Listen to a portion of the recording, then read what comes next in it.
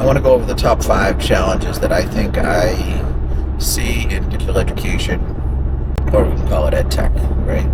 So educational technology and digital education. So the first challenge is the demand for increased cybersecurity and data privacy across the board.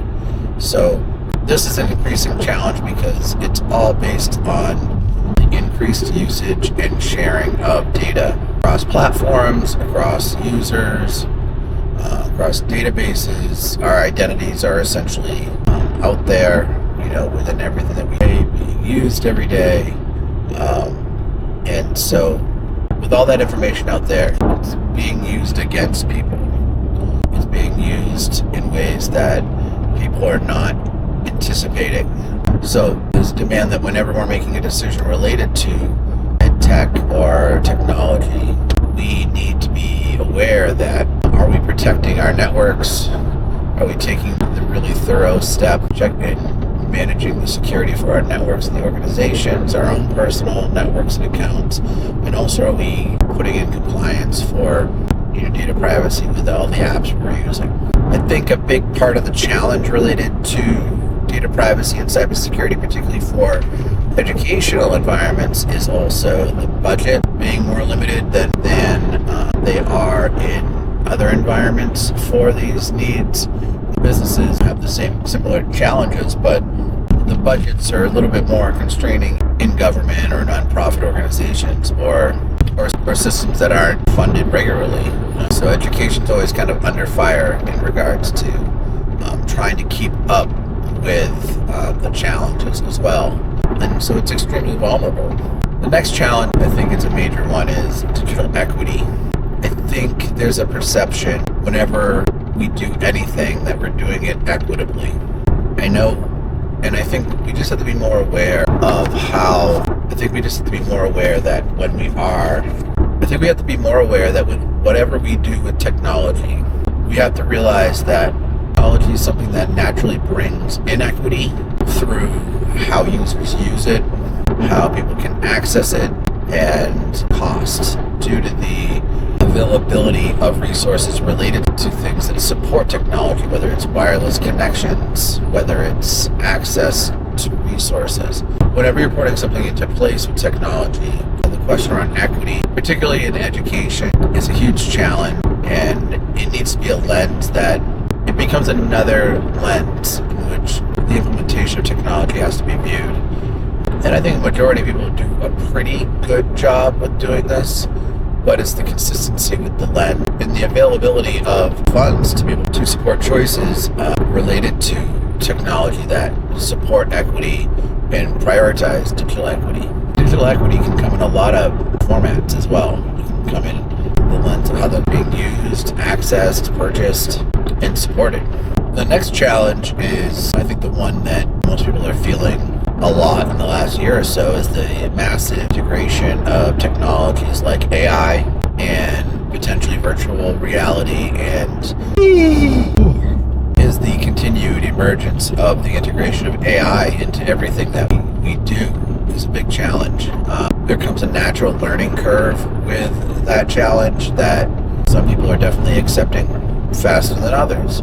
And with that learning curve, with any piece of technology, generally there is a learning curve that, based on adoption and how the tool is used, that creates gaps, how the knowledge base is around the tool. So I think we just have to be more aware that with any onset of any new major piece of technology, that we're being thoughtful about how we're supporting it, what's the long-term impact of using it, what's the short-term impact, how that impact affects all the user roles, whether it's students, teachers, administration, parent. All of these roles are impacted differently by the onset of new technology and the availability of new technology in terms of what our outcomes are each day, how we're able to function, process information, improve our own processes. And I just think we have to every day be more aware around how artificial intelligence impacts us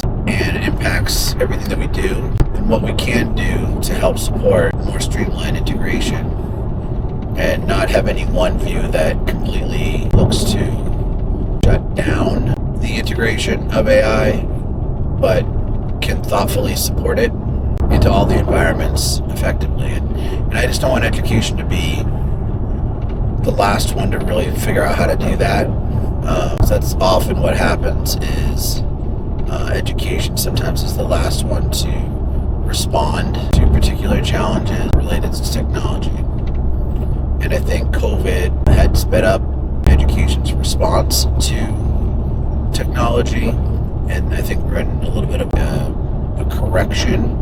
And I'm not saying the correction is proper in terms of funds. I think it's actually improper, the type of education correction we're going through, with reduction in support personnel in education, reduction in spending in certain areas of education.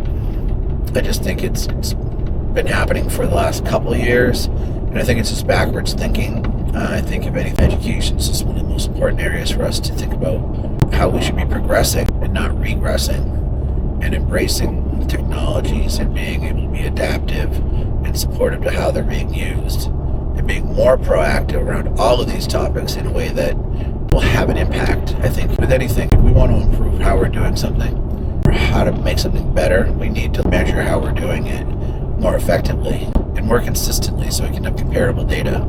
I also think that there's these inherent risks with the ethical and unethical uses of AI, biases that can come through the uses of AI in this way. We have the knowledge base in our country to support more knowledge and more knowledge around how this technology is going to impact us. I just wish we used it a little bit more. And also, I wish we had more in place around the education of how to use it ethically, and the risks and threats of how it could be biased being more shared. The next big challenge that I think is out there is the impact of digital technology on mental health in general. Now, with this challenge, I think there's definitely two sides to understand. I think there's the first side is that we essentially know that technology is not going anywhere. We no longer at a point with our society that we would abandon the use of technology and go back in time with our processes, with our flows. We've progressed to this point through innovation. And now we're at this point where there's the challenge. Everything that we've been doing things is now competing with our own mental state. The challenge is with our own mental state to keep up with how we function and ourselves. This is being passed to the people we work with.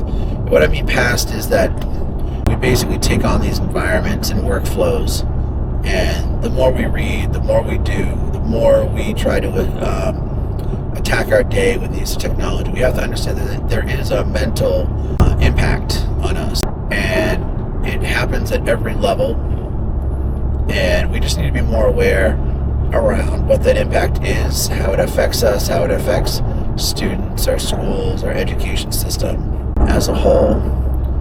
And I think there's people at all different levels with this battle, whether it's guidance counselors or parents struggling with a student who can't self-regulate their screen time. But I think we all have to just be more aware of the impact and how we all self-regulate our use of technology and how it affects our thinking, our stress levels, and what we can do to make sure that we create environments that take into consideration technology self-regulation in order to support better mental health. And I just think mental health, where these areas come together, it creates friction, it creates stress, and we just have to be more aware about that and keep that as one of the biggest challenges we face in terms of supporting people with the challenges that come to their mental health with the use of technology.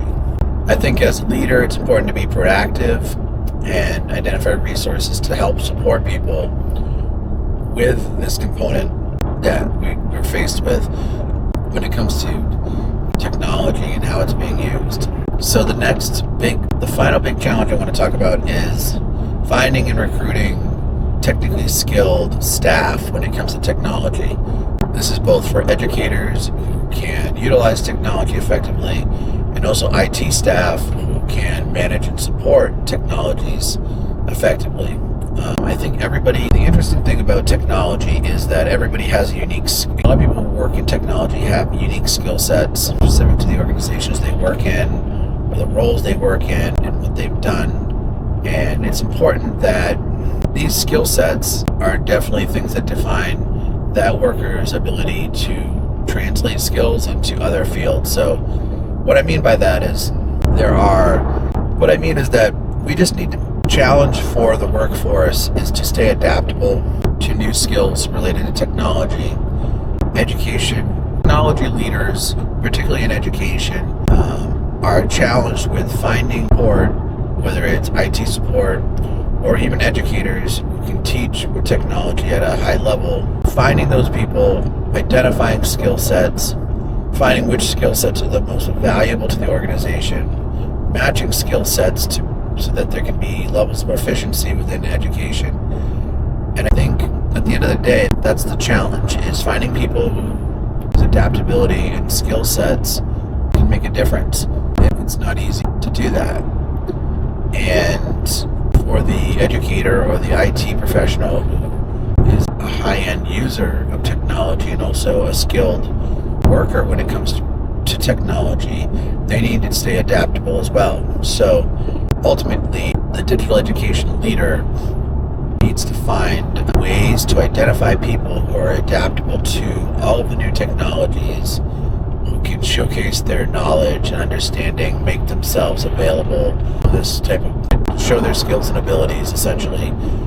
And I think the digital leadership needs to continue to find methods to identify the best types of people and what types of skills are necessary. So that search for the person who has the skills can be more targeted. We can identify skill sets that are immediately valuable, that translate really effectively to our workplaces, and so we can identify and implement the right people in the right roles at the end of the day. There is a big demand for different digital expertise and skill sets, so we have to continue to look at what they are and work to find ways to identify the people who have them.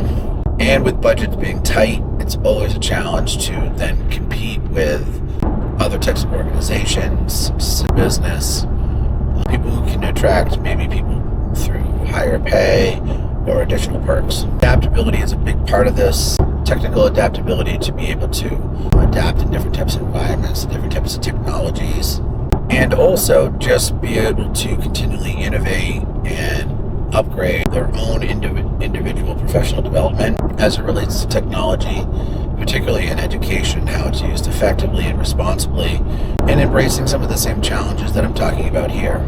Those are the biggest 5 challenges that I'm thinking right now related to digital leadership, particularly in education, that are at the forefront, that have the biggest impact in terms of experience for all users in schools and in organizations currently.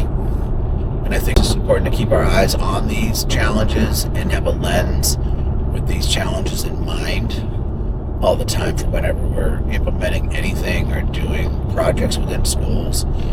These are the topics that keep coming and rising to the top and need to be reviewed with the lens of these. So thanks for checking out the video. Please give a subscribe and a like if you enjoy the content, and hope you have a great day, and look forward to seeing you soon.